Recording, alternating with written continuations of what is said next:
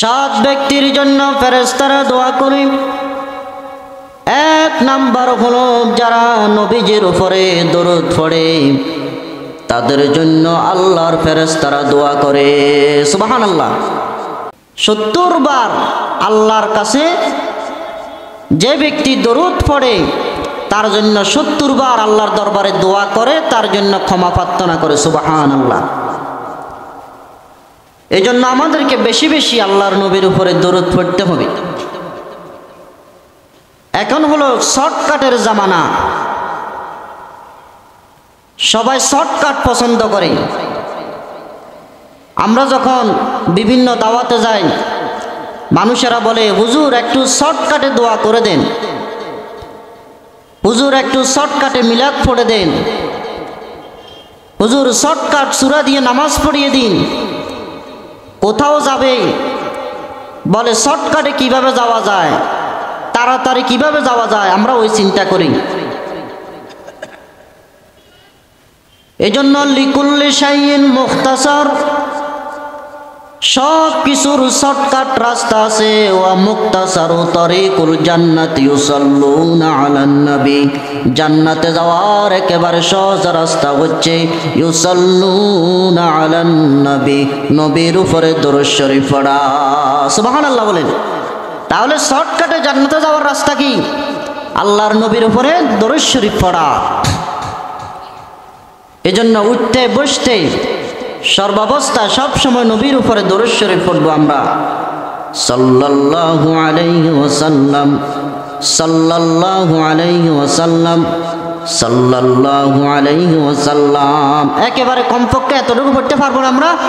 পারবো। নবীজি বলেন, মান সাল্লা আলাইয়া ওয়াহিদাতান সাল্লাল্লাহু তাআলা আলাইহি আশারা, যে ব্যক্তি আমি নবীর উপরে একবার দরুদ শরীফ পড়ে আল্লাহ তাআলা ওই বান্দার উপরে 10টা রহমত নাজিল করে, 10টা গুনাহ মাফ করে দে, 10টা নেকি দান করে, 10টা রহমত আল্লাহ তাআলা তাকে দান করে, 10টা মর্যাদা তার বৃদ্ধি করে দে। সুবহানাল্লাহ বলেন না? একবার দরুদ শরীফ পড়লে কয়টা লাভ? এক নাম্বার, তার উপরে 10টা রহমত নাজিল করে, 10টা নেকি দান করে, 10টা গুনাহ মাফ করে দে, 10টা মর্যাদা আল্লাহ তাআলা বৃদ্ধি করে দে। সুবহানাল্লাহ। শুধু তাই নয়, নবীজি বলেছেন, ইন্নাল জান্নাতা তাশতাকু আলা খামসাতে নাফার, 5 শ্রেণীর মানুষ এমন রয়েছে যাদের জন্য আল্লাহর জান্নাত অপেক্ষা করতেছে। এক নাম্বার হলো তালিল কোরআন, যারা কোরআন তেলাওয়াত করে তাদের জন্য আল্লাহর জান্নাত অপেক্ষা করতেছে। ওয়া হাফিজিল লিসান, এবং যারা জিহ্বার হেফাজত করে, জিহ্বাকে সমস্ত গুনাহ থেকে, গীবত থেকে, শাকায়াত থেকে, খারাপ কথা থেকে, মিথ্যা কথা থেকে যারা নিজেদের জবানকে হেফাজত করে তাদের জন্য আল্লাহর জান্নাত অপেক্ষা করে।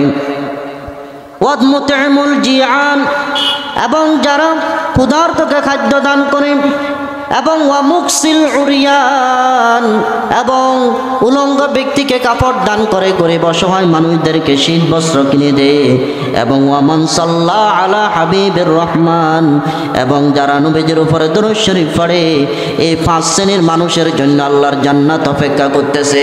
সুবহানাল্লাহ। তাহলে আমরা যারা দরুদ পড়ব আমাদের জন্য আল্লাহর জান্নাত অপেক্ষা করবে।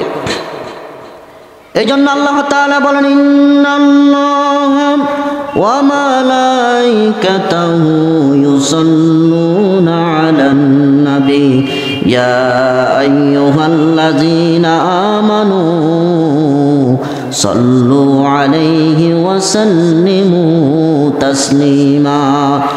ইন্নাল্লাহা, নিশ্চয় আল্লাহ, ইন্নাল্লাহা ওয়া মালাইকাতাহু, এবং আমার ফেরেশতারা ইউসাল্লুনা দরুদ পড়ে আলান নবী, নবীর উপরে। আল্লাহ বলেন, ইয়া আইয়ুহাল্লাযীনা আমানু, হে ঈমানদাররা, সাল্লু, তোমরাও আমার নবীর উপরে দরুদ শরীফ পড়ো। সুবহানাল্লাহ। এজন্য দরুদ শরীফ হচ্ছে সমস্ত ইবাদতের সিলমোহর। আমরা যে সমস্ত ইবাদত করি সেগুলো আসমান এবং জমিনের মধ্যে ঘুরপাক খেতে থাকে। যখন আমরা দরুদ শরীফ পড়ি তখন আমাদের আমলগুলো আল্লাহর কাছে পৌঁছে। এজন্য দরুদ শরীফ হচ্ছে সমস্ত ইবাদতের সিলমোহর। এজন্য আমরা বেশি বেশি দরুদ শরীফ পড়ব, বিশেষ করে জুমার দিন। জুমার দিন আসরের নামাজের পরে যে ব্যক্তি নবীদের উপরে 80 বার দরুদ পড়ে 80 বছরের সগীরা গুনাহ আল্লাহ রাব্বুল আলামিন ওই বান্দার ক্ষমা করে দিবে। সুবহানাল্লাহ। তাহলে ফেরেশতারা 7 ব্যক্তির জন্য দোয়া করে। 1 নাম্বার হচ্ছে যারা নবীজির উপরে দরুদ শরীফ পড়ে তাদের জন্য আল্লাহর ফেরেশতারা দোয়া করে। এরপরে দ্বিতীয় নাম্বার হচ্ছে মুসলিম ভাইয়ের জন্য দোয়াকারী। আপনি কোনো ভাইয়ের জন্য দোয়া করতেছেন, আমার ভাইকে আল্লাহ ভালো রাখুন, আমার ভাইকে নিরাপদ রাখুন, আমার ভাইকে সুস্থ রাখুন। যখন দোয়া করবেন আপনার মাথার কাছে একজন ফেরেশতা এসে দাঁড়িয়ে যাবে এবং বলবে ওয়ালা কাবি মিসলিন, আপনি আপনার ভাইয়ের জন্য যে দোয়া করতেছেন সে দোয়া যেন আল্লাহ তাআলা আপনার জন্য কবুল করে নিক। সুবহানাল্লাহ। এজন্য আমরা যখন সুস্থতার জন্য দোয়া করি ফেরেশতা বলে তোমাকে আল্লাহ তাআলা সুস্থ রাখুক। যখন আমরা অপর ভাইয়ের জন্য নিরাপত্তার জন্য দোয়া করি তখন ওই ফেরেশতা বলে তোমার জন্য আল্লাহ তাআলা নিরাপত্তা দান করুন। এজন্য ইসলামের দোয়াগুলো কত সুন্দর। আপনি যদি কোনো ভাইয়ের জন্য দোয়া করেন আল্লাহুম্মা গফির লি হাইয়িনা ওয়া মাইয়িতিনা ওয়া শাহিদিনা ওয়া গায়বিনা ওয়া সাগিরিনা ওয়া কাবিরিনা ওয়া যাকারিনা ওয়া উনসানা, আপনি যদি এই দোয়া করেন আগে আপনি দোয়া করলেন আল্লাহুম্মা গফির লি, আল্লাহ আগে আমাকে ক্ষমা করে দেন।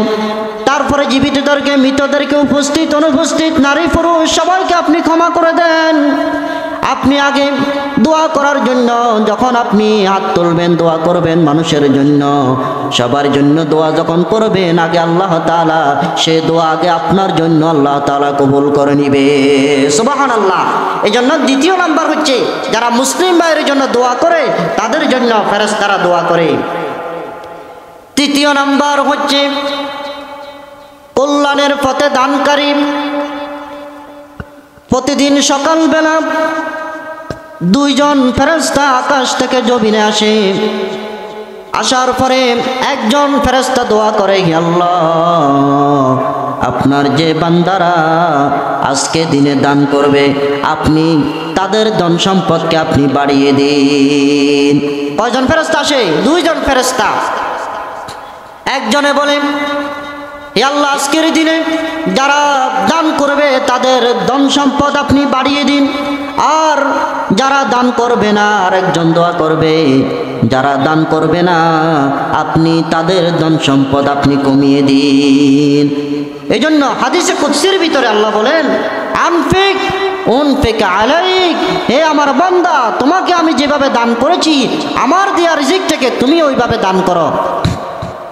হযরতে বেলাল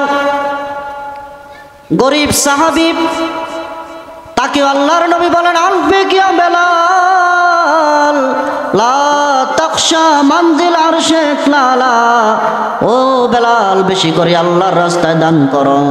লা তাখশা মানজিল আরশে ইতলালা, আরশের মালিক তোমাকে বাড়িয়ে দিবে। এজন্য বেলালের মতো গরিব সাহাবীকে যদি দান করতে বলে তাহলে বেলালের মতো গরিব মানুষ আজকাল সমাজে দেখা যায় না। এজন্য আমরা বেশি বেশি করে আল্লাহর রাস্তায় দান করব। আল্লাহ তাআলা আমাকে আপনাকে যে ধন সম্পদ দান করেছেন কিয়ামতের ময়দানে আল্লাহ রাব্বুল আলামিন এই ধন সম্পদের হিসাব নিবে। লা তাজুলু কদামা ইবনে আদামা হাত্তা ইউসআলা আন খামসিন আন উমরিহি ফিমা আফনা ওয়া আন শাবাবিহি ফিমা আবলা ওয়া আন মালিহি মিন আইনা ইকতাসাবাহু ওয়া ফিমা আনফাকা। কিয়ামতের ময়দানে 5টি প্রশ্নের উত্তর দেওয়া ছাড়া আল্লাহ রাব্বুল আলামিন বনি আদমকে 1 চুল পরিমাণও লড়তে দেওয়া হবে না। 1 নাম্বার হচ্ছে তোমার 60 বছর 70 বছর 80 বছরের জিন্দেগি তুমি কিভাবে নষ্ট করেছো হিসাব দাও। দ্বিতীয় নাম্বার হলো তোমার যৌবনকাল তুমি কিভাবে শেষ করেছো হিসাব দাও। তোমার ধন সম্পদ কোথায় থেকে অর্জন করেছো, কোথায় ব্যয় করেছো এবং তুমি কতটুকু আমল করেছো সে অনুযায়ী কতটুকু তুমি ইলম হাসিল করেছো সে অনুযায়ী কতটুকু আমল করেছো হিসাব দাও। 5টি প্রশ্নের উত্তর দেওয়া ছাড়া বান্দাকে 1 চুল পরিমাণ লুটতে দেওয়া হবে না। তার মধ্যে একটা হলো তুমি কতটুকু ধন সম্পদ অর্জন করেছো এবং সে অনুযায়ী কতটুকু তুমি ব্যয় করেছো। এই জন্য দান করতে হবে মৃত্যুর আগে আগে। আমাদের হায়াত সীমিত, এই জন্য আল্লাহ রাব্বুল আলামিন বলেন وأنفقوا مما رزقناكم من قبل أن يأتي أحدكم الموت فيقول ربي لولا أخرتني إلى أجل قريب যখন আজরাইল এসে যাবে আপনি যদি বলেন ইয়া আল্লাহ আপনি আমাকে একটু সময় দেন আমি একটু দান করে আসি তখন ফেরেশতারা বলবেন তোমাকে আর সময় দেওয়া হবে না ইজা জাআ আজালুহুম লা ইস্তাখিরুনা সাআতাও ওয়া লা ইস্তাকদিমুন যার মত যখন আসবে তখন এক সেকেন্ড এদিকেও হবে না ওই দিকেও হবে না এজন্য আমাদেরকে কল্যাণের পথে দান করতে হবে যারা কল্যাণের পথে দান করে তাদের জন্য আল্লাহর ফেরেশতারা দোয়া করে এরপরে যারা রোগী দেখতে যায় তাদের জন্য ফেরেশতারা দোয়া করে দুইজন ফেরেশতা দানকারীদের জন্য যেভাবে দোয়া করে তেমনি ভাবে যারা রোগী দেখতে যায় তাদের জন্য একদল ফেরেশতা দোয়া করে দিনের যে অংশে রোগী দেখতে যায় সেই অংশ থেকে দিনটা শেষ হওয়া পর্যন্ত ফেরেশতারা তার জন্য দোয়া করে রাতের যে অংশে রোগী দেখতে যায় সেই অংশ থেকে রাত শেষ হওয়া পর্যন্ত ফেরেশতারা আল্লাহর কাছে দোয়া করে এজন্য যারা রোগী দেখে তাদের জন্য রয়েছে জান্নাতের ঘোষণা নবীজি একদিন বলেন এ আমার সাহাবীরা আজকে কে রোজা রেখেছ তখন আবু বকর রাদিয়াল্লাহু তাআলা আনহু হাত তুললেন কে জানাজায় গিয়েছ আবু বকর রাদিয়াল্লাহু তাআলা আনহু হাত তুললেন কে মিসকিনকে খাবার দিয়েছ আবু বকর রাদিয়াল্লাহু তাআলা আনহু হাত তুললেন কে আজকে রোগী দেখতে গিয়েছ আবু বকর রাদিয়াল্লাহু তাআলা আনহু হাত তুললেন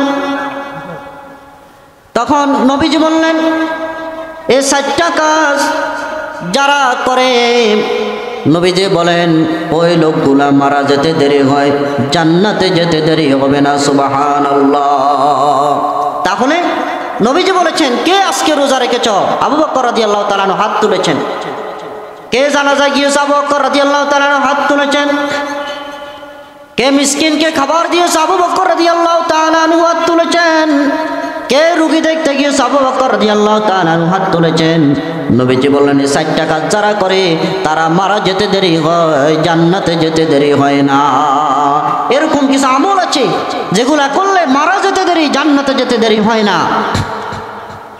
যেমন আয়াতুল কুরসি পড়া 5 ওয়াক্ত নামাজের পরে যারা আয়াতুল কুরসি পড়ে মান করা আয়াতুল কুরসি দুবুরা কুল্লা সালাতিন মাকতুবাতিন দাখালাল জান্নাহ ইল্লাল মাউত 5 ওয়াক্ত নামাজের পরে যারা আয়াতুল কুরসি পড়ে তারা মারা যেতে দেরি হয় জান্নাতে যেতে দেরি হয় না যারা শহীদ হয় আল্লাহর রাস্তায় তারা মারা যেতে দেরি হয় জান্নাতে যেতে দেরি হয় না এজন্য যারা রোগী দেখতে যায় তাদের জন্য জান্নাতের ঘোষণা এজন্য রোগী দেখতে যাও এটা একজন মুমিনের উপর আরেকজন মুমিনের হক নবীজি বলেছেন লিল মুমিনি আলাল মুমিনি সিত্তু খিসাল একজন মুমিনের উপরে আরেকজন মুমিনের 6টা হক আছে তার মধ্যে একটা হলো ইয়াউদু ইজা মারিদা যখন অপর মুসলমান ভাই অপর ইমানদার ভাই যখন অসুস্থ হবে তখন আরেকজন মুমিন দেখতে যাবে এটা হলো একজন মুমিনের উপরে আরেকজন মুমিনের হক সুবহানাল্লাহ এজন্য আমরা যখন কোনো মুসলমান ভাই ইমানদার ভাই যখন অসুস্থ হবে তখন আমরা তাকে দেখতে যাব নবীজি বলেছেন যারা অসুস্থ মানুষদের দেখতে যায় তারা যেন রহমতের দরিয়ায় ঢুকে যতক্ষণ রোগী দেখার জন্য সেখানে বসে থাকে রোগীর সেবা করে তারা যেন রহমতের দরিয়ার মধ্যে ডুবে থাকে সুবহানাল্লাহ বলেন না এরপরে তারা যতক্ষণ সেখানে বসে থাকে ততক্ষণ তারা জান্নাতের ফল খেতে থাকে বলেন সুবহানাল্লাহ এজন্য অসুস্থ হলে তাকে দেখতে যাব আমরা হোক সে আপনার শত্রু হোক সে বিধর্মী তাকে আমরা দেখতে যাব আমরা সকলেই জানি একজন মহিলা বিশ্বনবী সাল্লাল্লাহু আলাইহি ওয়াসাল্লামের বাড়িতে সব সময় কাটা দিয়ে রাখতো পথের চলার পথে তিনি যেখানে যেতেন প্রতিমধ্যে কাটা দিয়ে রাখতো। হঠাৎ করে আল্লাহ রাসূল সাল্লাল্লাহু আলাইহি ওয়াসাল্লাম ওই বুড়িটাকে দেখে না। তখন নবীজি কিছু ফলমূল নিয়ে তাকে দেখতে গেলেন। এরপর মহিলাটা খুশি হয়ে পড়ে নিল, লা ইলাহা ইল্লাল্লাহু মুহাম্মাদুর রাসূলুল্লাহ সাল্লাল্লাহু আলাইহি ওয়াসাল্লাম। আপনার বাড়ির পাশে একজন হিন্দু মানুষ অসুস্থ হয়েছে, আপনি যদি তাকে দেখতে যান তাহলে তার মনে আপনার প্রতি সুধারণা আসবে, ইসলামের প্রতি সুধারণা আসবে, সে মুসলমান হতে বাধ্য হবে আপনার চরিত্র দেখে। তাহলে 4 নাম্বার হলো যারা রোগীকে দেখতে যায় তাদের জন্য ফেরেশতারা দোয়া করে। 5 নাম্বার হলো নামাজের জন্য অপেক্ষারত ব্যক্তির জন্য আল্লাহর ফেরেশতারা দোয়া করে, বলুন সুবহানাল্লাহ। যারা মসজিদে আগে চলে যায়, এখনো নামাজের সময় হয় নাই, নামাজের জন্য অপেক্ষা করে, তাদের জন্য আল্লাহর ফেরেশতারা দোয়া করে, বলেন সুবহানাল্লাহ। এই জন্য আমরা আযান দেওয়ার জন্য বসে থাকবো না, আগে চলে যাব, নামাজের জন্য অপেক্ষা করব। যতক্ষণ অপেক্ষা করবেন ততক্ষণ নামাজের সওয়াব আপনার আমলনামার মধ্যে লেখা হবে, বলেন সুবহানাল্লাহ। একজন ব্যক্তি সব সময় মসজিদে আগে আগে চলে যায়, তাকে জিজ্ঞেস করা হলো, এখনো তো আযান দেয় নাই, এখনো তো নামাজের সময় হয় নাই, আপনি এত তাড়াতাড়ি মসজিদে কেন চলে আসেন? তিনি বলেন, আমার আল্লাহ আমাকে কখন ডাক দিবে সেটার জন্য আমি অপেক্ষা করব না। আমি আল্লাহর গোলাম, আমাকে ডাকার আগে আমি আগে আগে মসজিদে এসে হাজিরা দিই। সুবহানাল্লাহ বলেন না, আমি আল্লাহর গোলাম, আমাকে আল্লাহ ডাকার আগেই আমি মসজিদে হাজিরা দিই। সুবহানাল্লাহ বলেন না। এজন্য মসজিদ হচ্ছে আল মসজিদুল মুমিনি কাসসামাকু ফিল বাহরি। একটা মাছ সাগরের ভিতরে, পুকুরের ভিতরে, নদীর ভিতরে থাকলে যেভাবে হাসি খুশি থাকে, আনন্দে থাকে, পুকুর থেকে যখন তাকে তোলা হয় তখন সে আবার পুকুরে যাওয়ার জন্য ছটফট করে। একজন মুমিনের জন্য মসজিদ হলো সেরকম। সে মসজিদে থাকলে ভালো থাকে, তার মনটা সব সময় মসজিদের সাথে লেগে থাকে। রাজুলুন কলবুহু মুআল্লাকুন ফিল মাসাজিদ, যাদের মনটা মসজিদের সাথে লেগে থাকে, সাবাতুন ইউজিল্লুহুমুল্লাহু ফি জিল্লিহি ইয়াওমা লা জিল্লা ইল্লা জিল্লু, যাদের মনটা মসজিদের সাথে লেগে থাকে, কিয়ামতের ময়দানে 7 শ্রেণীর মানুষদেরকে আল্লাহ তাআলা আরশের ছায়াতলে আশ্রয় দান করবেন। এজন্য যাদের মনটা মসজিদের সাথে লেগে থাকে, এমন 7 শ্রেণীর মানুষদেরকে আল্লাহ তাআলা আরশের ছায়াতলে আশ্রয় দান করবে, বলেন সুবহানাল্লাহ। এজন্য মসজিদের প্রতি ভালোবাসা রাখতে হবে, সব সময় মসজিদের প্রতি আন্তরিকতা, ভালোবাসা আমাদেরকে বাড়াইতে হবে।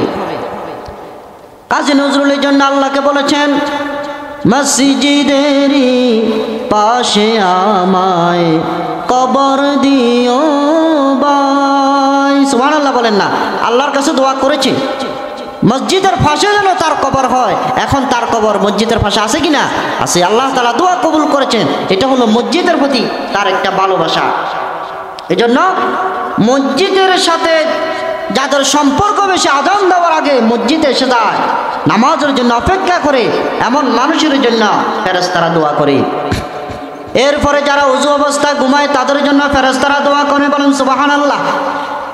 একজন ফেরেশতা যে ওযু করে ঘুমায়, তার মাথার কাছে এসে সারা রাত তাকে পাহারা দেয়। যখন তার ঘুম ভাঙে তখন আল্লাহকে বলে, ই আল্লাহ, আপনার এই বান্দা ওযু করে ঘুমিয়েছে, আপনি তাকে ক্ষমা করে দেন, বলেন সুবহানাল্লাহ। এজন্য সব সময় আমাদেরকে পরিষ্কার থাকতে হবে, পবিত্র থাকতে হবে, ওযু অবস্থায় আমাদেরকে থাকতে হবে। আল্লাহ রাসূল সাল্লাল্লাহু আলাইহি ওয়াসাল্লামের সুন্নাহ সব সময় ওযু অবস্থায় থাকা, ওযু করে ঘুমাতে যাওয়া, এটা হলো আল্লাহ রাসূলের সুন্নাত। নবী করিম সাল্লাল্লাহু আলাইহি ওয়াসাল্লাম সব সময় ওযু করে থাকতেন। একদিন তিনি হাজত সারলেন। হাজত সারার পরে তিনি অল্প কিছু পানি আর বাকি ছিল, সেগুলা দিয়ে তিনি ওযু করে ফেললেন। তার খাদেম বলল, ইয়া রাসূলুল্লাহ সাল্লাল্লাহু আলাইহি ওয়াসাল্লাম, আমাকে বললেই কি আমি পানি এনে দিতাম না? তখন নবীজি বলেন, তুমি পানি আনবে, এইদের আমি করতে পারবো না, এর মধ্যে যদি মালাকুল মাউত এসে যায় আমি তো অপবিত্র অবস্থায় আল্লাহর কাছে যাব, এই জন্য আমি ওযু করে আমার মাওলার দরবারে যেতে চাই। সুবহানাল্লাহ বলেন না। এই যে সব সময় ওযু অবস্থায় থাকবেন, কার মউত কখন এসে যাবে সেটা আমরা জানি না, এই জন্য সব সময় ওযু অবস্থা থাকবেন। ওযু অবস্থায় যারা ঘুমায় তারা যদি ওই ঘুমের মধ্যে মারা যায় আল্লাহ তাআলা তাকে শাহাদাতের মর্যাদা দান করবে। সুবহানাল্লাহ বলেন না। এই জন্য আমরা সব সময় ঘুমাতে যাব। যারা ওযু করে ঘুমায় আরশে সিজদা দিলে যে সম্মান, ওই পরিমাণ সম্মান আল্লাহ তাআলা তাকে দান করবে। এরপরে 7ম নম্বর হচ্ছে প্রথম কাতারে যারা নামাজ পড়ে তাদের জন্য ফেরেশতারা দোয়া করে। নবীজি বলেছেন প্রথম কাতারে নামাজ পড়লে যে কিছু এটা যদি জানতো তাহলে মানুষেরা লটারি করতো। এই জন্য এসব ব্যক্তির জন্য ফেরেশতারা দোয়া করে। আল্লাহ পাক রব্বুল আলামিন আমাদেরকে এই 7 শ্রেণীর মানুষের মধ্যে অন্তর্ভুক্ত হওয়ার তৌফিক দান করুক। ওয়া আখির দাওয়ানা আলহামদুলিল্লাহি রাব্বিল আলামিন।